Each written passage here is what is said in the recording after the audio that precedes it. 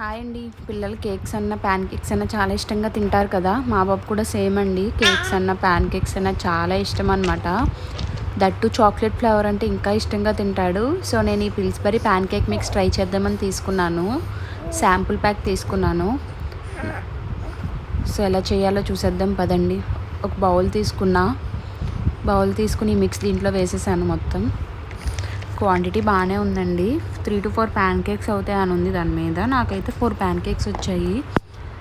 So ఇప్పుడు tea glass of milk తీసుకోవాలి.